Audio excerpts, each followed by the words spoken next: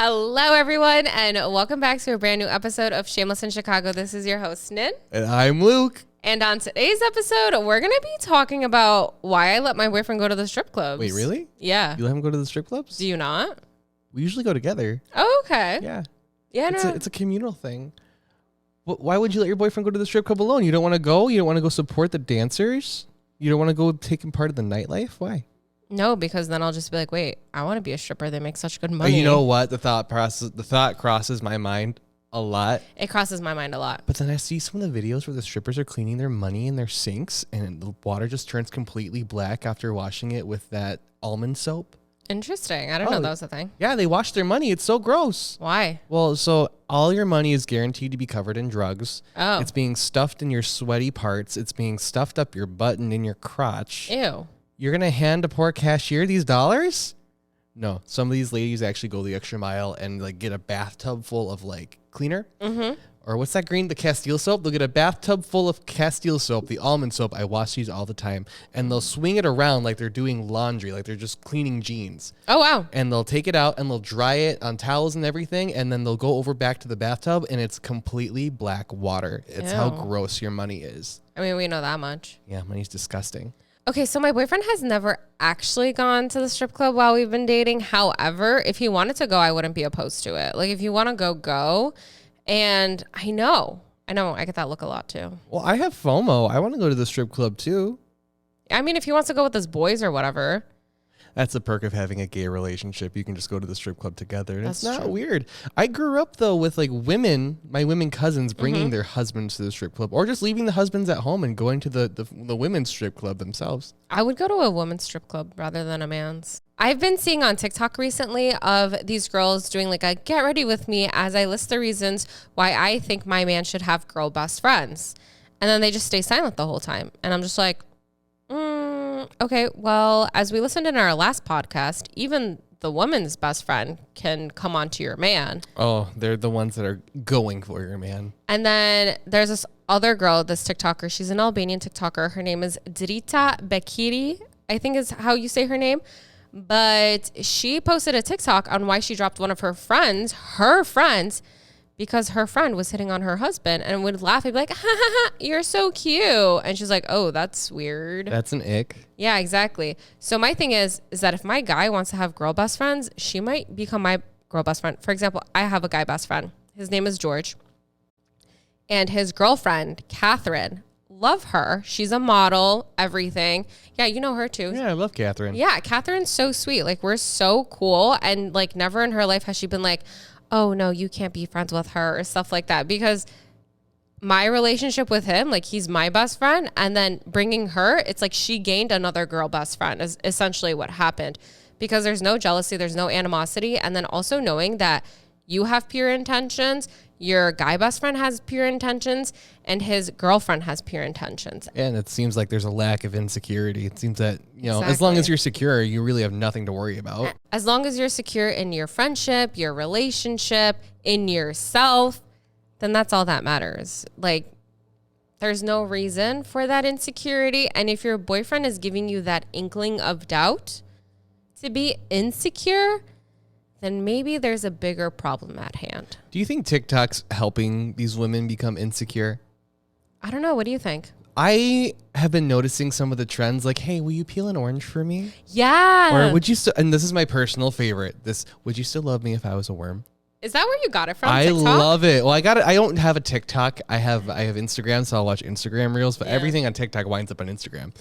But I did try out the would you still love me if I were a worm, and my boyfriend, he failed the first time.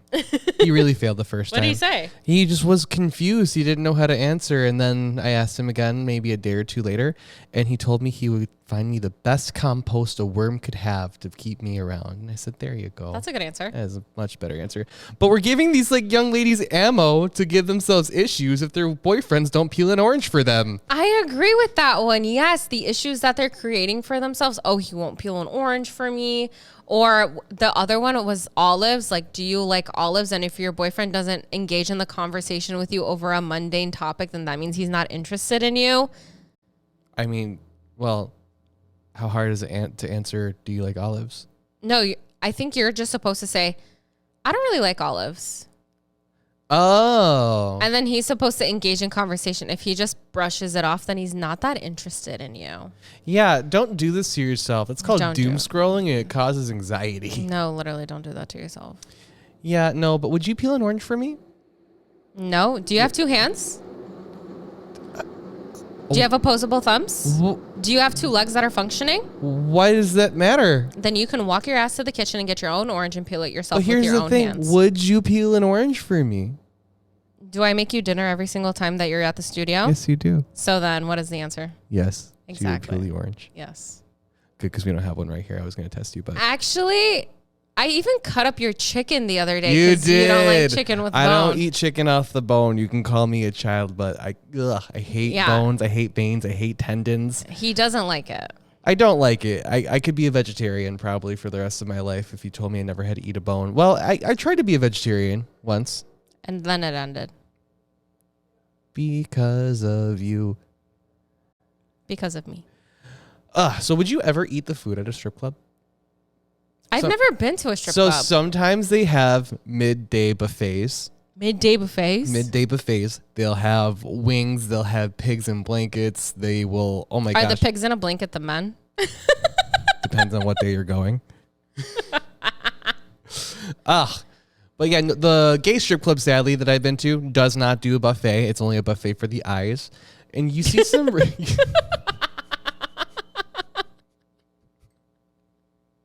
That's a good one. That was a good one. You see some strange characters in there, to be quite honest. You get some really older, unassuming men in there. And for an entire night, they have the skimpiest dressed twink at their side as they just pull out dollar after dollar after dollar to keep them out. Like, keep them right next to their side. It's a really interesting thing to watch. If you ever want an anthropological look at gay culture in a strip club, best time to go is probably around between 10 and 2 in the morning, or 10 at night, 2 in the morning. Okay. You will see every color of the rainbow acting their worst. It's hilarious. Really? Yes. Give us some inside scoop. What does a gay strip club look like? A gay strip club. So there's really not much stripping going on because all of the dancers usually have most of their clothes off already. You will get guys that just keep everything natural, or you'll get guys who will take pills to make sure they're hard the entire time, or you'll get the guys who inject saline into their testicles to make them fill out into their Speedos a little bit more. Interesting. So there is a bit of a variety in which you get to look at. There's a lot of straight men dancing for you too. Mm-hmm. There's a lot of straight men who kind of play into their sexuality, their good looks, and they'll go to these strip clubs and they'll make bank. I think we've met plenty of guys. I remember one time I saw a bachelorette party of 3. And if this is you I'm talking about, I'm sorry, but I'm totally like dragging you across the floor for this one. So we get 3 girls, and I, for one, I'm not too crazy about bachelorette parties and gay spaces. I understand you're going to go there to feel safe, but that's also our space that you're invading, and you don't need to do all that here. Mm-hmm. So a bachelorette party of 3. The dance floor is right next to the bar, or the stage right next to the bar. It's a really intimate location. And this girl gives the guy $1. He was a really buff dancer. He was just wearing white sneakers and he had a jock strap on. It was silver, but his butt cheeks were exposed. Okay. So he has the girl, the bride, because she has a sash on and a crown. He has the bride lay her head on the dance floor, which, first of all, disgusting. That's so gross. Disgusting. He puts the $1 on the bride's face, her nose area. Mm-hmm. Strike 2. That's disgusting. That's like, again, we just talked about you need to clean your money. She's gonna be sick on her wedding day. I then witnessed this dancer. I'm not gonna say stripper again because they don't strip. They're already naked. I witnessed this dancer turn around, bend over, and pick up the $1 off of this girl's nose with his butt cheeks. That was strike 3. Now, I watched all this happen, and I made eye contact with the dancer as this happened. And he gave me like a big point and smile, like, hey, you like that? I was like, that was the scariest thing I've ever seen, bro. Do it again. That's disgusting. It was a treat for the eyes, yes. It was, you'll never see something like that again. That was disgusting. It's lightning in a bottle right there. So is there a difference between a gay strip club and an all-male strip club? Or are they the same? You mean a gay strip club and a straight club? No. Like a gay strip club and a male strip club. Oh, I don't think there is. It's more of the audience that turns it into a gay strip club or a male strip club.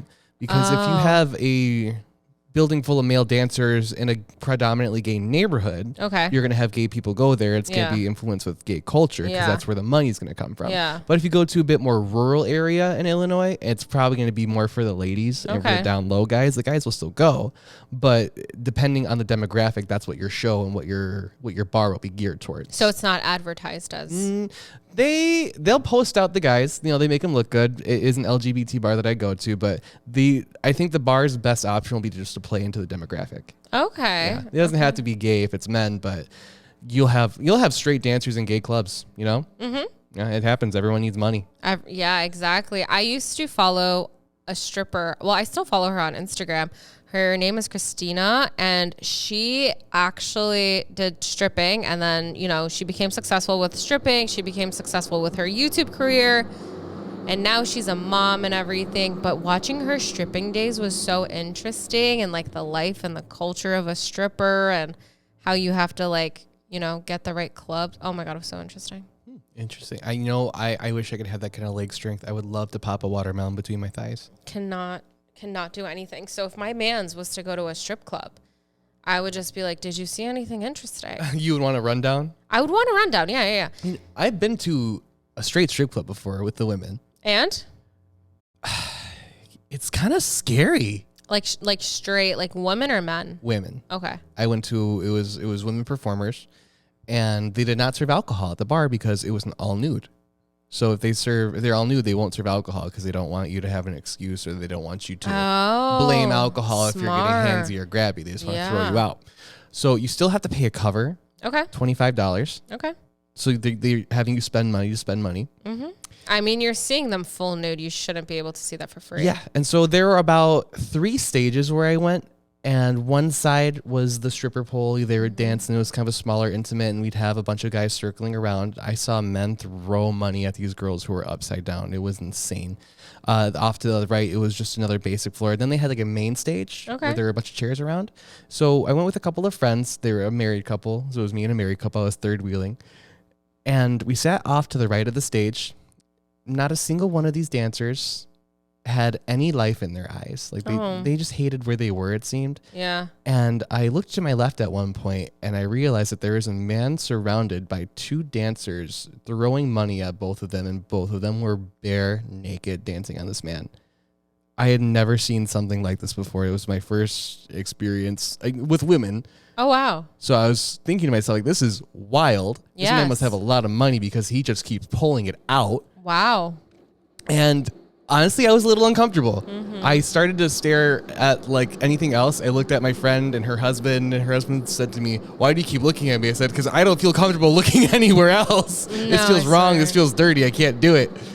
But I'll go to a gay strip club all day long. I just feel so bad. Like, I don't know why I feel bad. Like, when I see women like having to resort to these types of things for money, it makes me feel bad. But what if they do it by choice too?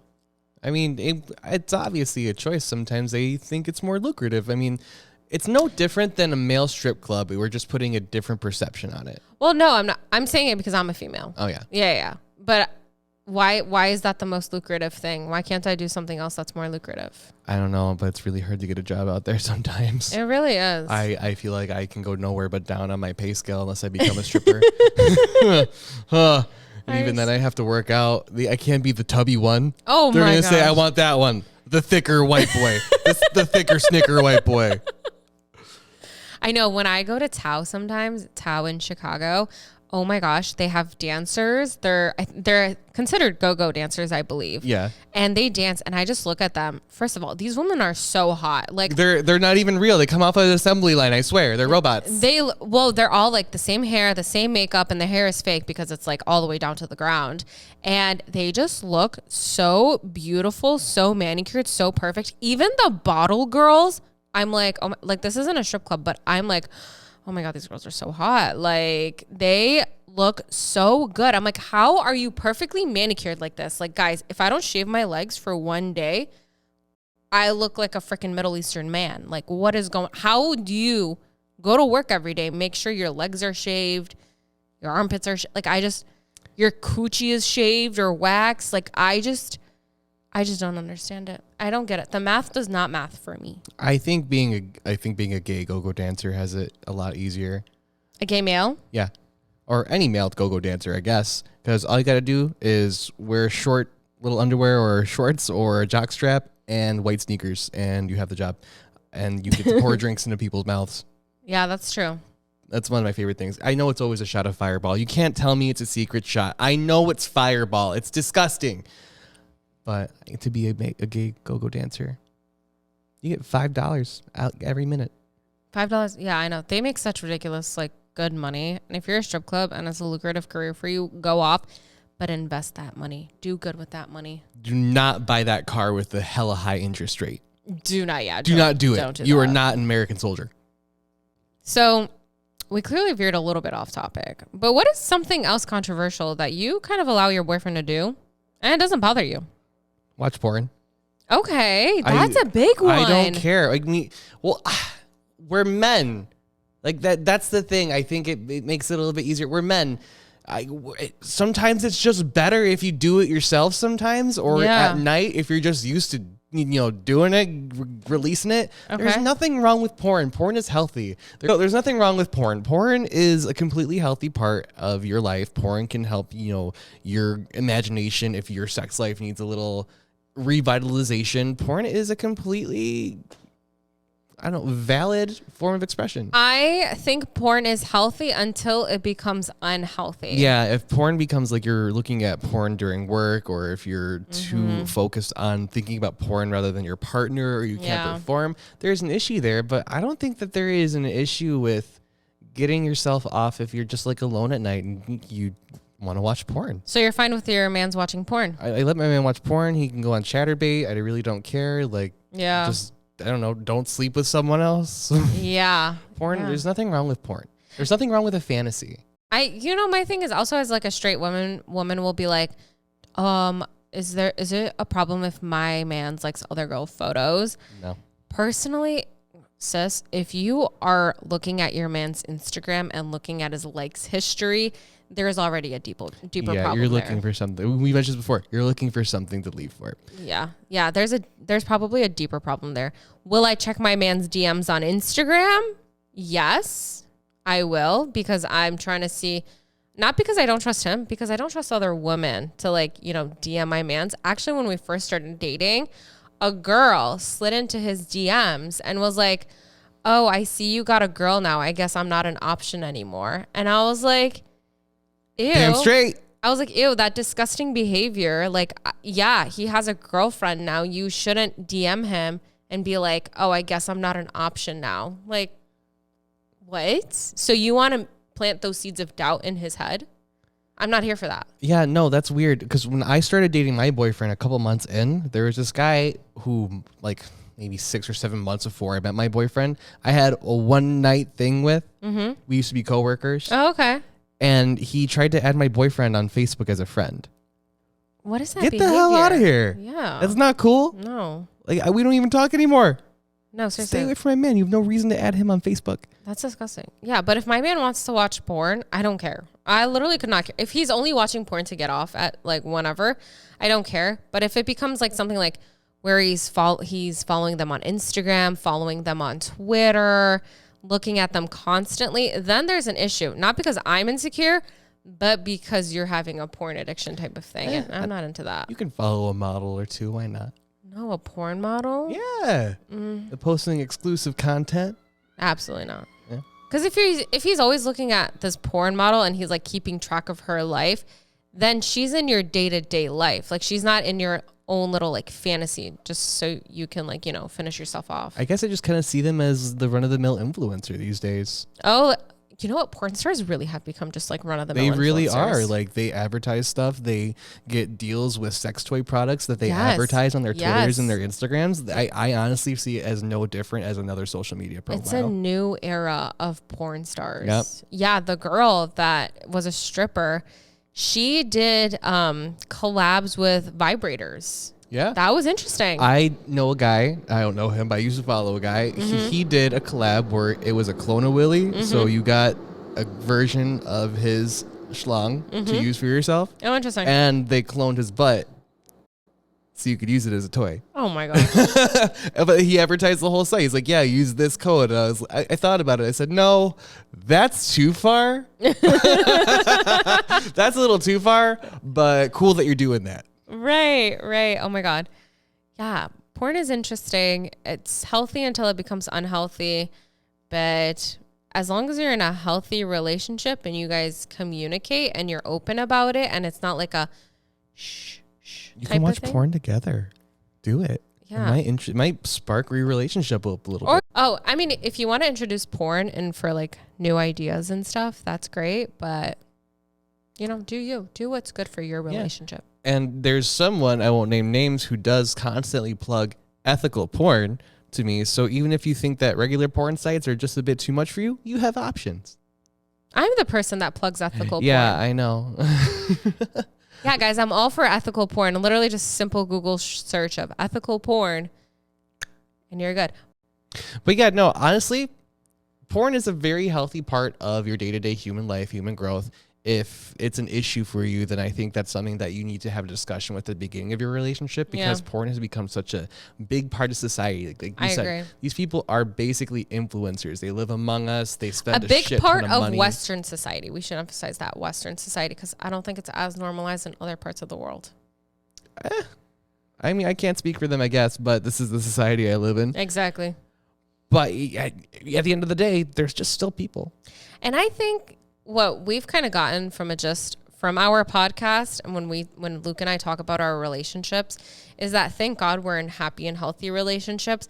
But the reason why we have been able to be in happy and healthy relationships is because neither of us are afraid to approach our partner and have a conversation. And we approach our partners first to have a conversation, rather than taking it to Twitter, rather than taking it to Facebook, rather than taking it to a therapist, rather than taking it to anybody for advice. Because if you're looking for advice, you're just looking for somebody else to validate your belief. And if I'm going to go to somebody and be like, hey guys, my man's is intaking a lot of porn and liking these girls' photos, blah, blah, blah. Like, is this something I should be worried about? You're looking for somebody to validate you and the answer you believe in, yes or no. And if somebody says otherwise, you're going to be like, oh, no, I don't really agree. Talk to your partner. Always talk to your partner. Male, female, male, female. It does not matter. Non-binary, as long as it's a partner, talk to them. Literally have that conversation, because boy, will your relationship be so much healthier if you just do that. Because if you have skeletons in the closet, you will always be thinking about them.